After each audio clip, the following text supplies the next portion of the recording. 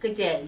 Thanks again for joining me for another English lesson. You joined me for English 030 and 101. Today we'll be discussing avoiding sentence fragments. Sentence fragments tend to be one of the most pervasive sentence level issues because students often think that what they have on paper is going to explain itself and don't realize that the sentence itself needs to be able to stand alone. So when you have a fragment, you have what is ultimately known as a portion of a sentence, but not the whole thing, and that's why it has the name sentence fragment. We also call sentence fragments dependent clauses sometimes because you can have just a portion or parts that actually would make sense when they're attached to other things. So we'll talk about how sentence fragments work, what you can do to fix them, and what you can do to look out for them to make sure that you don't have them in your sentences. So, what is a sentence fragment and how can we fix it?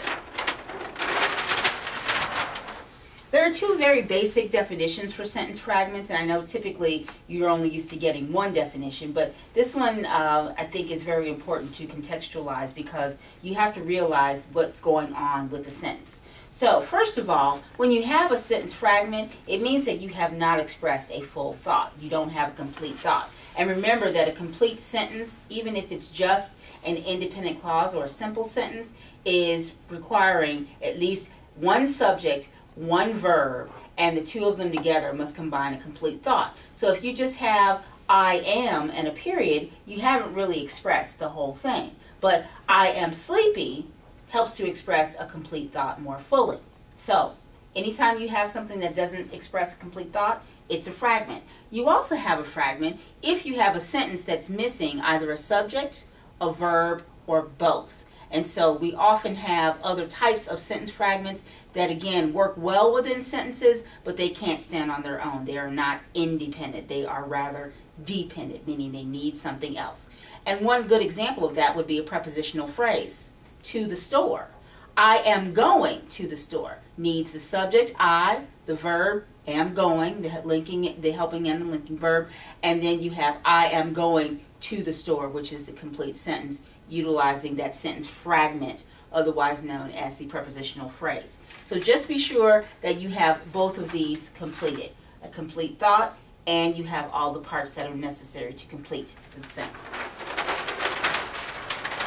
There are four very basic types of sentence fragments that you want to look out for. The first is called the dependent word sentence fragment, and we're going to talk about that because there's a fairly extensive list of dependent words that you are accustomed to seeing, but you don't realize that they often set you up for failure when it comes to sentence structure.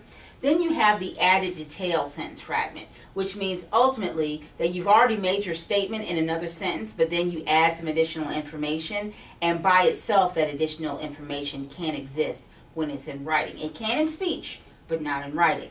You also have the ing or the to sentence fragment, meaning that you have a word, a verb that has begun very early in the sentence with ing, or another verb phrase that begins with to, that ultimately sets you up for a sentence fragment, so you have to be sure that you're making a complete statement. And then finally you have the missing subject sentence fragment, and we'll talk about that because again, in order to have a complete sentence, you need a subject, a verb, and both of those added together, in addition to some other information, need to form a complete thought. The dependent word sentence fragment can begin with any of these dependent words or word phrases. And you, again, have seen a lot of these. Many of these actually also serve as prepositions or prepositional phrases. So you want to be aware, again, that there is not a one-size-fit-all notion to words or to constructing a sentence in the English language. You have to think about what you're doing, and you have to think about what the end product does. Does it complete a thought, and is it able to stand on its own? And so after I go to the store, period, that would be a dependent word fragment because you haven't really actually finished the thought. You just began with after. Okay? So that's something to notice. And again, very extensive list. You'll probably want to slow the video down or pause it so that you can write some of these down.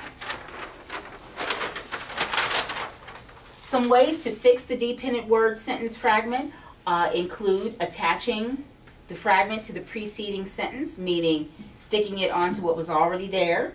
You could also attach it to the following sentence if the following sentence is more appropriate. And finally, you could also eliminate the dependent word and then just rewrite the whole sentence phrase so that you have a complete idea. So we have an example here. When I decided to become an engineer, period, I began to study all day and night, period. Well, the reality is that only one of these sentences as it exists is a complete sentence, and that is, I began to study all day and night. You have I and then began, your subject and your verb. And then to study all day and night is your prepositional phrase completing that idea. So one of the ways that you can fix the sentence fragment that exists here, when I decided to become an engineer, is you can put in a comma. And if it's appropriate, you would want to make the letter that's following lowercase, but in this particular case, I is a capital letter on its own. So when I decided to become an engineer, comma, I began to study all day and night. And that way you would fix it by, again, attaching it to the following sentence.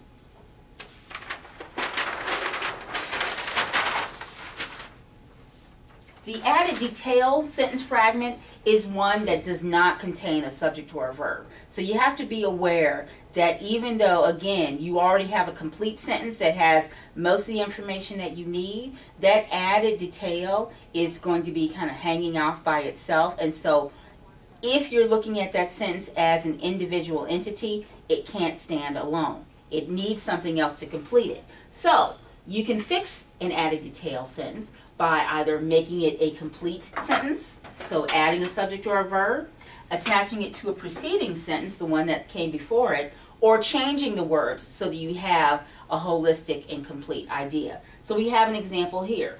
We enjoy playing cards, period, especially during the winter months, period. So we can see that we enjoy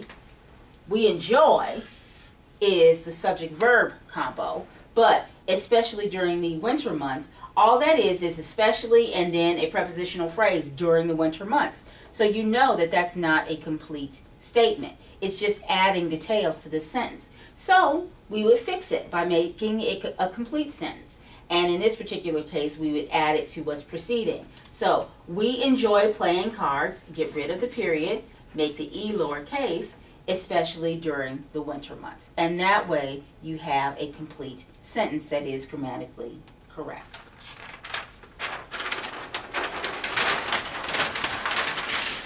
ING fragments are also a common form of fragmented sentences, and so you have to be aware of what you've got sitting there with the ING. Anytime you have an ING, again, you've got a word, a verb that ends in ING that's very close to the beginning of the sentence, and it kind of throws you off because it gives you the impression that the sentence is correct, but it's not. Okay, so you got to think about what's going on with the sentence and make sure that, especially if you choose to attach it to whatever's preceding, that it makes sense, that it's not something that is illogical in any way. You can also add a subject and change the ING to the correct verb form, and so thereby getting rid of the form that makes it a fragment. So there's a couple of different ways you can fix those. So we have our example. She sat by the telephone for hours, period, hoping to hear from him, period. Well, she sat by the telephone. She sat is our subject verb, and then by the telephone and 4 hours are two prepositional phrases. But when we have hoping to hear from him, we recognize that we do not have a complete sentence because it's not a complete idea. So hoping to hear from him can then be fixed. We can get rid of the period and make that H lowercase. She sat by the telephone for hours hoping to hear from him. Okay. You can also fix this particular one by bringing the hoping to hear from him to the beginning of the sentence and then following it up with a comma. And we'll talk about that more when we talk about the different sentence types. But hoping to hear from him, comma, she sat by the telephone for hours, would make that a combination that has the dependent clause followed by a comma and then the independent clause formula. So when you're thinking about different ways to revise sentences or to fix them, there again is not a one-size-fits-all option. You've got several options to choose from, and so you can indeed develop your own individual writing style.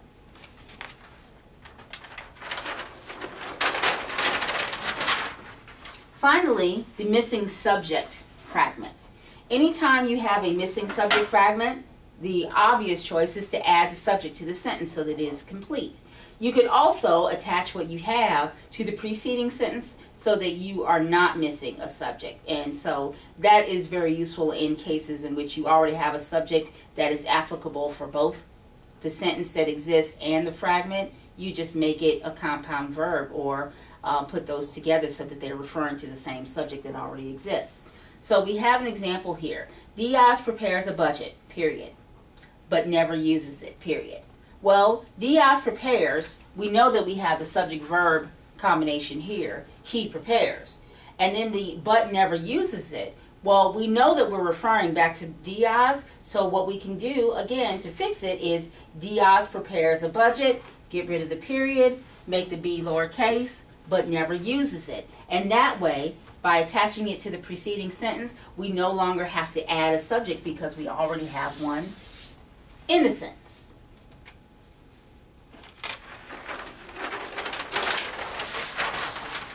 So, let's review. We've already learned two definitions for sentence fragments. We understand that a fragment is just a piece of something, it's not a whole, and so if you have a sentence fragment, you either don't have a complete idea or you're missing a subject, a verb, or both. And so you have to think about what you actually have there and whether or not you can still use it or if you needed to put it somewhere else so that it is complete. We also learned that there are four very common types of sentence fragments, which include the dependent word, the ing or the two words, the added details that get tacked on to the paragraph or to the statement after the complete sentence has been finished, or you have sentences or fragments that have missing subjects and therefore they don't have all the pieces that they need.